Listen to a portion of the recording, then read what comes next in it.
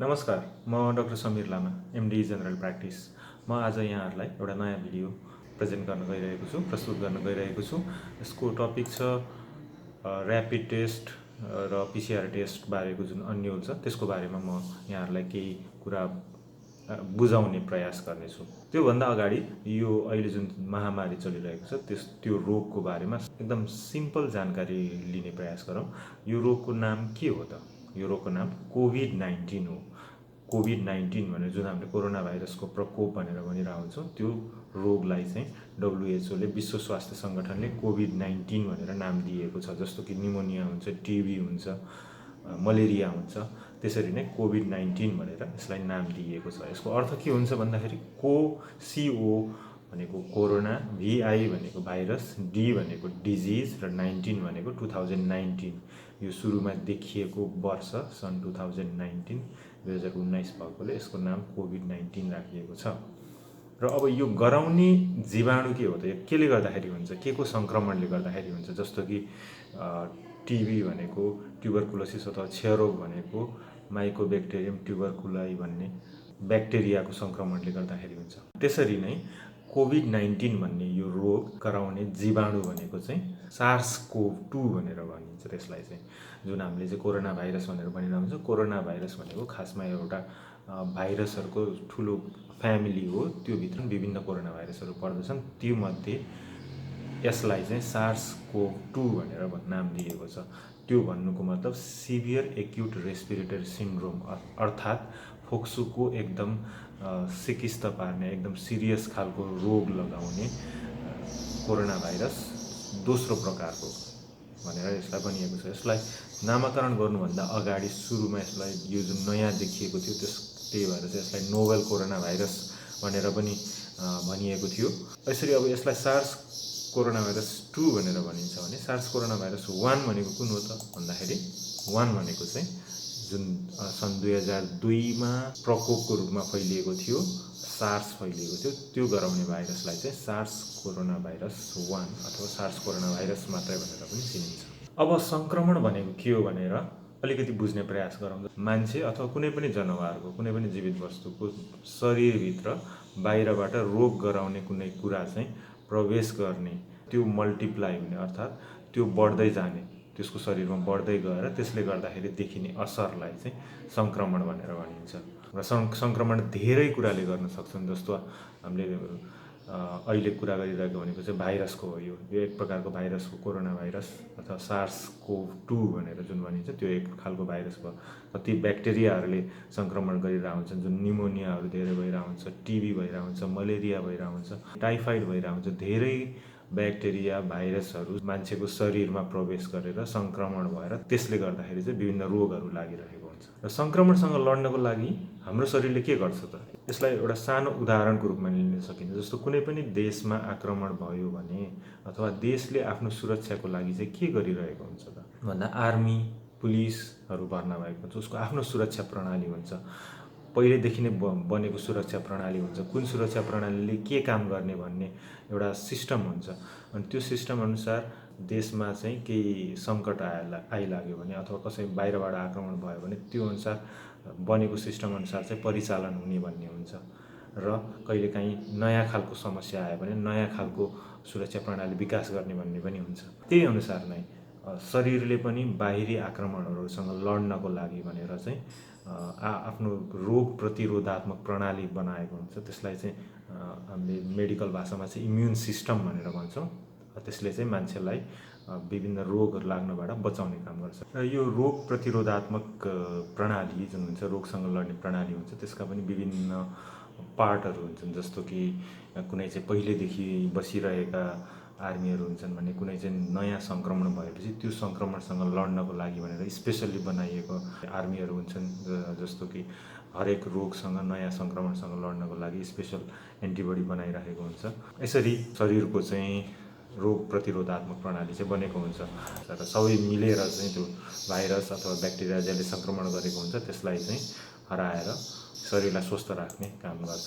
अब रोग छ छैन भनेर कसरी पत्ता लगाइन्छ त? अहिले जुन यो कोरोना भाइरसको सङ्क्रमण छ अथवा यो जुन कोभिड-19 रोग छ त्यो छ कि छैन भनेर चाहिँ कसरी पत्ता लगाइन्छ त? एउटा तरिका चाहिँ कस्तो हुन्छ भन्दा जुन मान्छेको जाँच गर्ने हो त्यो मान्छेको शरीरमा रोग गराउने भाइरस छ कि छैन भनेर हेरिन्छ। SARS-CoV-2 अथवा हामीले जुन कोरोना भाइरस भनेर चिन्ने त्यो भाइरस छ कि छैन भनेर हेर्ने एउटा। अर्को भनेको चाहिँ उसको शरीरमा भाइरससँग लड्नको लागि भनेर बनेको आर्मी अर्थात् एन्टिबडी छ कि छैन भनेर हेर्ने। यो चाहिँ इन्डाइरेक्ट तरिका जस्तो भयो। एन्टिबडी छ कि छैन, एन्टिबडी छ भने उसको शरीरमा चाहिँ त्यो भाइरस आएको होला अनि त्यसको विरुद्धमा एन्टिबडी बनेको हो भनेर चाहिँ इन्डाइरेक्ट तरिकाले चाहिँ सङ्क्रमण पुष्टि गर्ने एउटा तरिका हो। हामीले जुन सुनिरहेका छौँ ऱ्यापिड डायग्नोस्टिक टेस्ट अथवा आरडिटी भनेर भन्छ, आरडिटी पोजिटिभ आयो भने भन्छ, त्यसले हेर्ने भनेको चाहिँ यो एन्टिबडीलाई हेरिरहेको हुन्छ।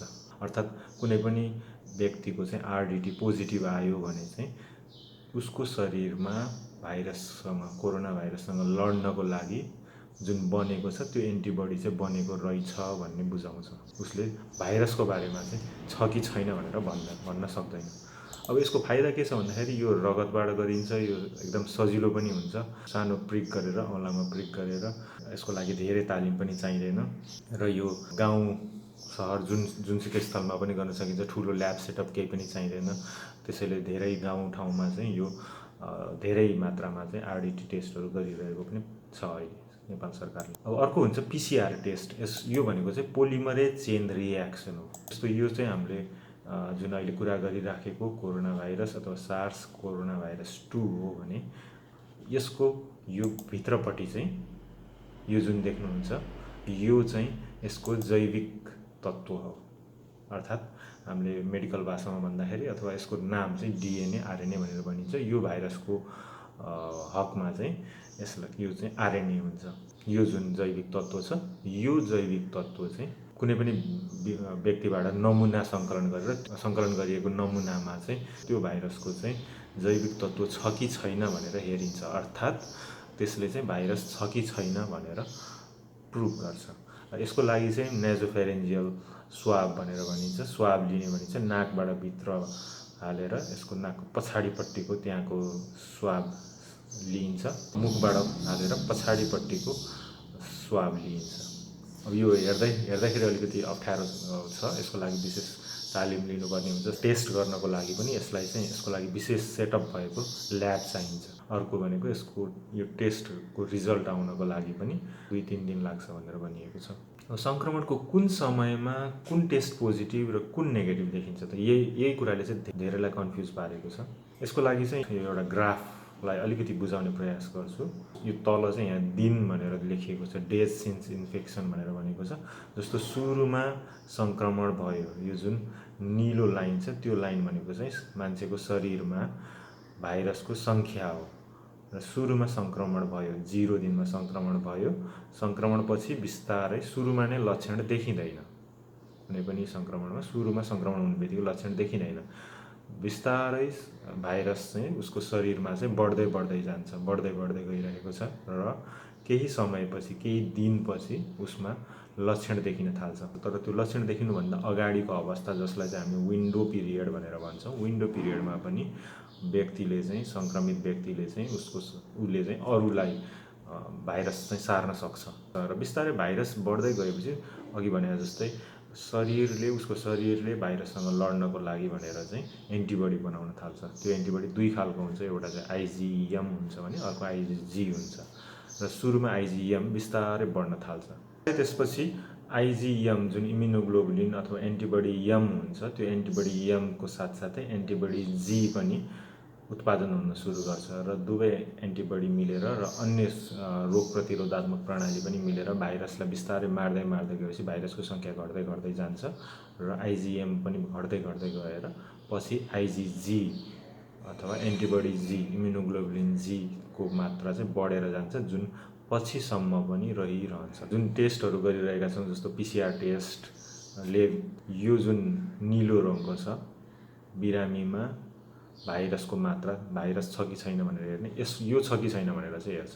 आरडिटी जुन ऱ्यापिड डायग्नोस्टिक टेस्ट छ त्यसले चाहिँ आइजिएम आइजिजी अथवा एन्टिबडी शरीरमा छ कि छैन भनेर चाहिँ हेर्छ। टेस्ट पोजिटिभ नेगेटिभ आउँदाखेरि चाहिँ त्यसलाई कसरी इन्टरप्रिटेसन गर्ने, कसरी विश्लेषण गर्ने भन्ने कुरा चाहिँ बुझ्नु जरुरी छ। जस्तो कि पिसिआर टेस्ट छ, त्यो टेस्ट पोजिटिभ आयो र आइजिएम आइजिजी अब हामीले जुन गरिरहेको ऱ्यापिड टेस्ट छ त्यो ऱ्यापिड टेस्टले आइजिएम आइजिजी भनेर त छुट्याउँदैन, तर एन्टिबडी भनौँ, एन्टिबडी दुइटै नेगेटिभ छ भने त्यो भनेको चाहिँ यो हरियो सुरु भइसकेको छैन र रातो पनि सुरु भइसकेको छैन, योभन्दा अगाडिको अवस्था भयो। लगभग 7 दिनसम्म चाहिँ सुरुको सङ्क्रमण भएको 7 दिनसम्मको अवस्था जतिखेर उसमा भाइरस देखिन्छ तर एन्टिबडी देखिएको छैन भने चाहिँ यो अवस्थामा चाहिँ यो पोजिटिभ र यो नेगेटिभ आउँछ। र अर्को भनेको चाहिँ यो पोजिटिभ छ, पिसिआर पोजिटिभ छ, आइजिएम पोजिटिभ छ, आइजिजी नेगेटिभ छ भनेको चाहिँ हरियो सुरु भइसकेको छ, आइजिएम एन्टिबडी बन्न सुरु भइसकेको छ तर आइजिजी एन्टिबडी बनिसकेको छैन भनेपछि यो लगभग 14 दिनसम्मको अवस्थामा चाहिँ यो रिपोर्ट आउँछ। र तिनटै पोजिटिभ भनेको मतलब चाहिँ सबै अब शरीरमा भाइरस पनि छ, आइजिएम एन्टिबडी पनि छ र आइजिजी एन्टिबडी पनि बन्न सुरु भइसकेको छ भने चाहिँ यो 21 दिनसम्मको सुरुको यहाँ 7 दिनदेखि लिएर 21 दिनसम्मको अवस्थामा चाहिँ सबै पोजिटिभ आउने चान्स हुन्छ। र अर्को पिसिआर पोजिटिभ र आइजिजी पोजिटिभ, आइजिएम नेगेटिभ भनेको चाहिँ आइजिएम जुन यो हरियो लाइन चाहिँ यो घटेर 0 मा आइसक्यो र रातो चाहिँ बढी नै छ र भाइरस पनि शरीरमा बाँकी नै छ, त्यस्तो अवस्थामा यस्तो आउन सक्छ। आइजिजी पोजिटिभ भनेको यो रातो चाहिँ पोजिटिभ, शरीर रगतमा रातो चाहिँ देखिएको छ, रातो जुन आइजिजी एन्टिबडी हुन्छ त्यो चाहिँ देखिएको छ तर आइजिएम पनि छैन र भाइरस पनि छैन। त्यो अवस्था भनेको चाहिँ पास्ट इन्फेक्सन, पहिला भइसकेको इन्फेक्सन र अहिले चाहिँ निको भइसकेको अवस्थामा चाहिँ त्यस्तो हुन्छ। त्यसैले यसलाई हेर्ने हो भने चाहिँ जस्तो जति पनि इन्फेक्सन भएर निको भइसकेका व्यक्तिहरू हुन्छन्, निको भइसकेका बिरामीहरू हुन्छन्, उनीहरूको पनि आरडिटी अथवा यो एन्टिबडीको टेस्ट गर्ने हो भने 6 महिनासम्म चाहिँ पोजिटिभ नै देखाउँछ। त्यसलाई चाहिँ अहिले पनि उनीहरूको शरीरमा भाइरस छ, उनीहरूले चाहिँ अरूलाई इन्फेक्सन सार्छन् सार्दैनन् भनेर ठ्याक्कै भन्न चाहिँ गाह्रो हुन्छ। निको भइसकेको पनि हुनसक्छ, कति चाहिँ निको हुनुभन्दा अगाडिको अवस्था पनि हुनसक्छ। अब यसलाई चाहिँ अलिकति सिम्प्लिफाई गरेर हेर्ने भने अलिकति सजिलो बनाएर, जस्तो हाम्रो ऱ्यापिड टेस्टमा चाहिँ आइजिएम आइजिजी भनेर छुट्याएको छैन, त्यसलाई चाहिँ कम्बाइन्डमा हेर्ने भने चाहिँ ऱ्यापिड टेस्ट पोजिटिभ छ र पिसिआर टेस्ट पनि पोजिटिभ छ भने चाहिँ भाइरसको सङ्क्रमण भएको छ र एन्टिबडी पनि बिस्तारै बन्न थालेको छ तर एक्टिभ इन्फेक्सन छ किनभने पिसिआर पोजिटिभ छ भन्ने देखाउँछ। अब rapid test negative, PCR test positive भनेको चाहिँ भाइरसको सङ्क्रमण भएको छ, 7 दिनदेखि 10 दिन भएको छ र हाल एक्टिभ इन्फेक्सन छ, उसकोमा भाइरस बनिरहेको छ र एन्टिबडी बनिसकेको छैन भन्ने देखाउँछ। र rapid test positive, PCR negative भनेको चाहिँ भाइरस सङ्क्रमण भएको 14 दिनदेखि 21 दिन बितिसकेको अवस्था हो र हाल एक्टिभ इन्फेक्सन नरहेको र बिरामी निको हुने चरणमा रहेको भन्ने बुझाउँछ। र दुवै नेगेटिभ भनेको चाहिँ भाइरस सङ्क्रमण नभएको अवस्था भन्ने बुझाउँछ। त्यसैले जस्तो यहाँ देख्न सक्नुहुन्छ ऱ्यापिड टेस्ट पोजिटिभ हुँदैमा चाहिँ एक्टिभ इन्फेक्सन छ छैन भनेर भन्न सकिँदैन, बिरामी निको हुने चरणमा नि हुनसक्छ अथवा पहिल्यै इन्फेक्सन भएको पनि हुनसक्छ। अहिले बिरामी चाहिँ कुन स्टेजमा छ भन्नको लागि चाहिँ पिसिआर टेस्ट गर्नै पर्ने हुन्छ अथवा उसको शरीरमा चाहिँ भाइरस छ कि छैन भनेर हेर्नै पर्ने हुन्छ। अब यसमा सामान्य फरकहरूको कुरा गरौँ आरडिटी, ऱ्यापिड डायग्नोस्टिक टेस्ट र पिसिआर टेस्टमा। जस्तो कस्टको हिसाबले आरडिटी धेरै नै सस्तो हो, यो पिसिआर धेरै महँगो पर्छ। ल्याब सेटअपको लागि चाहिँ एकदमै मिनिमल ल्याब सेटअपै चाहिँदैन भन्दा पनि हुन्छ, शिविरहरूमा नि गर्न सकिन्छ, गरिरहेको छ। र पिसिआर भनेको चाहिँ कम्प्लेक्स टेस्ट हो, यसको लागि ठुलो ल्याब सेटअप चाहिन्छ, म्यान पावर। यसको लागि आरडिटीको लागि सिम्पल भयो, पिसिआरको लागि चाहिँ एकदमै टेक्निकल चाहिन्छ। र स्याम्पलिङ टेक्निक कसरी नमुना सङ्कलन गर्ने भनेको आरडिटीको एकदमै सजिलो पनि छ। एउटा सानो प्रिक गरेर, सानो घोचेर चाहिँ रगत लिएर टेस्ट गर्न सकिन्छ भने पिसिआरको लागि चाहिँ स्वाब कलेक्सन गर्नुपर्छ। स्वाबलाई चाहिँ तापक्रम मिलाएर ल्याबसम्म पुर्याउन सक्नुपर्छ, नभए चाहिँ त्यसको रिजल्ट चाहिँ भरपर्दो आउँदैन। र यसले हेर्ने भनेको चाहिँ आरडिटीले अघि नै भनिहाल्यो एन्टिबडी हेर्छ भने पिसिआरले चाहिँ भाइरस हेर्छ।